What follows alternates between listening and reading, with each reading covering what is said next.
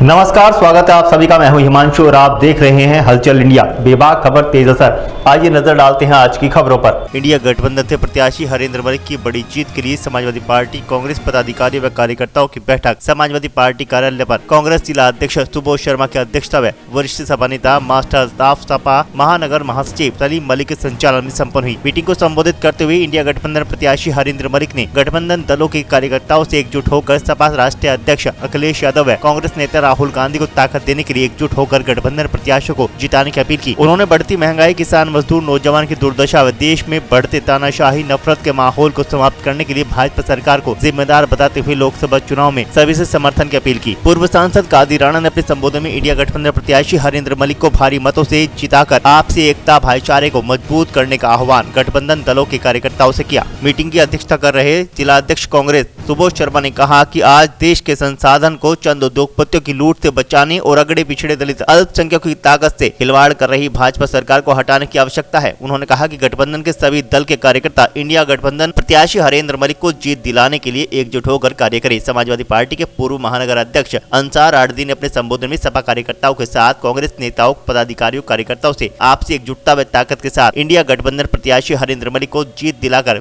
जनपद को फिर से भाईचारे की तरफ ले जाने की अपील की। गठबंधन को जिताना होगा। हमारे हरेंद्र मलिक प्रत्याशी हैं गठबंधन के, उन्हें जिताना होगा। उनकी फिर भी यहाँ सभा होगी धन्यवाद की।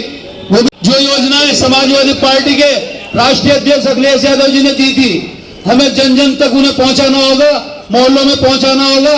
चाहे वो कन्या विद्यादान हो, चाहे बेरोजगार भत्ता हो, चाहे चुंगी का हो, कोई भी मामला हो, हमें उन्हें।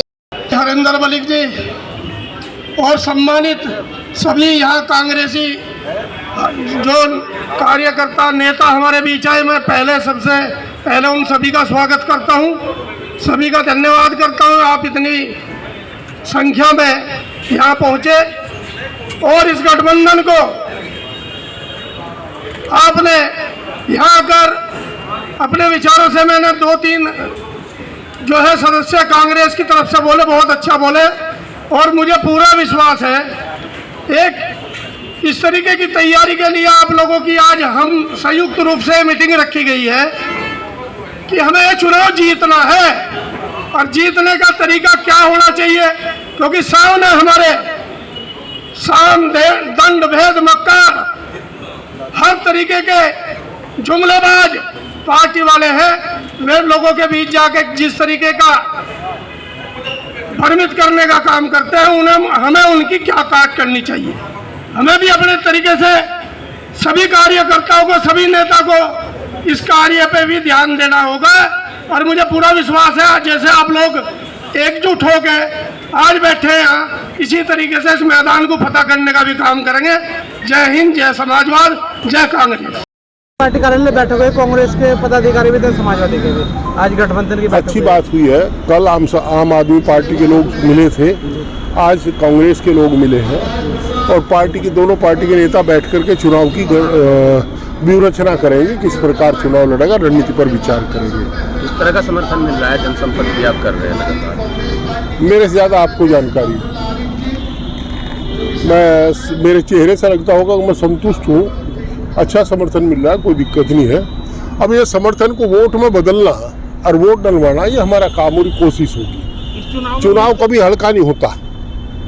हमें मुद्दे क्या है चुनाव में? मुद्दा है सम्मान, सम्मान और फिर सम्मान, अहंकार के खिलाफ लड़ाई, लोगों को सम्मान और सुरक्षा की बात, फर्जी मुकदमों से निजात, प्रधानों को, मेंबरों को, जिला पंचायत के अध्यक्ष को और अध्यक्ष चलो उन्हीं की पार्टी के हैं, दूसरे लोग जो हैं उनका सम्मान वापस कराना, उन्हें आज़ाद कराना, ये व्यवस्था सुनिश्चित करना कि संवैधानिक व्यवस्था में जो लोग सहकारिता का, लोकल बॉडीज का चुनाव लड़ते हैं, आगे उनके पर्चे खारिज नहीं होंगे।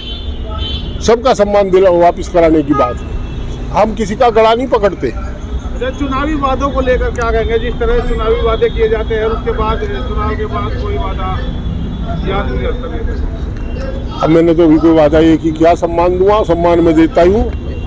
हमने कहा कि आज़ादी देंगे गुंडई से, हमने कहा कि हाँ किसी के गले पे कोई हाथ नहीं घेर सकता, किसी समाज को कोई गाली नहीं दे सकता, किसी को रिया नहीं बता सकता, हम सबका सम्मान करेंगे। हमारे हाथ में तो यो ये भाई, अभी सरकार बन गई तो एक बार मैं MP बना था।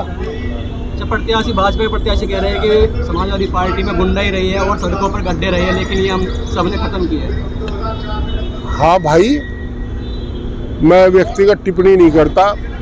गुंडा और गुंडई कौन करते रहे, किसके साथ रहे, सबको जानकारी है, उसमें मैं कोई चर्चा नहीं करता। मतदान के प्रति प्रशासन लगातार जागरूक कर रहा है। मतदान में प्रशासन से एक अपेक्षा है, इस अनुरोध के साथ ये बताते हुए कि डेमोक्रेटिक सेटअप उनके कंधे पर चलता है, वो मतदान को प्रभावित करने का प्रयास ना करें। हमारा पूर्ण सहयोग उनके साथ रहेगा।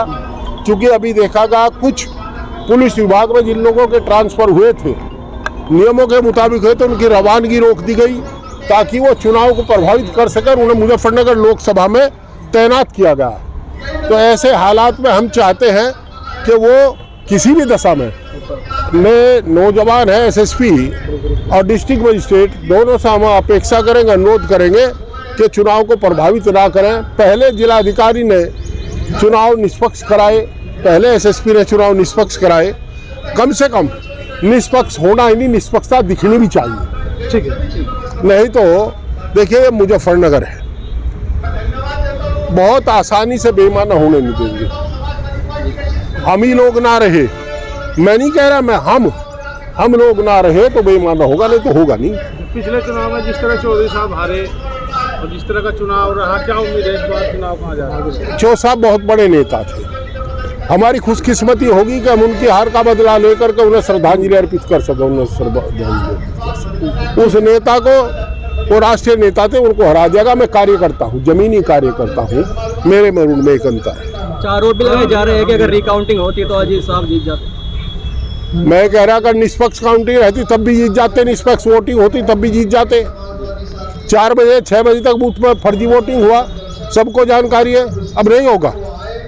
जयंत चौधरी बीजेपी के साथ गए हैं, वो आरोप भी आपको ही लगा जा रहा है कि मुजफ्फरनगर सीट को लेकर केवल। नहीं, जयंत चौधरी जी ने कभी ऐसा आरोप नहीं लगा। ये किसी ने आपको गलत सूचना दी है। आप तो गलत हो नहीं सकते, परंतु सूचना आपको गलत दी होगी। जयंत चौधरी जी मेरे से क्यों नाराज होंगे? मेरे उनके तो पारिवारिक रिश्ते हैं। मैं तो गया उनसे 1.5 घंटा बैठा, कॉफी पी का उनके साथ। परंतु इतना सही है कि अगर जयंत चौधरी मेरी वजह से नाराज होते मुजफ्फरनगर सीट से, तो आज मुजफ्फरनगर सीट किस पे? वह लोकदल पर ना होती, वो तो लोकदल पर होती है। ऐसा कुछ नहीं है यार, लोकदल से हमारी कोई लड़ाई नहीं, कोई नाराजगी नहीं। अगर BSP भी गठन में शामिल होते तो कितना लाभ मिलेगा चुनाव में? मैंने कहा, देखिए, लोकदल टूटा, हमें मानसिक पीड़ा हुई, और लोकदल बसपा आएगी तो मानसिक खुशी होगी, और वोट तो बढ़ेंगे, इसमें क्या दो रहे हैं। ठीक है। वक्त हो चला है आपसे विदा लेने का। कल फिर होंगे हाजिर कुछ नई और ताज़ा खबरों के साथ। तब तक के लिए दीजिए हमें इजाजत। नमस्कार। हमारे YouTube और Facebook चैनल को फॉलो और सब्सक्राइब करना ना भूलें।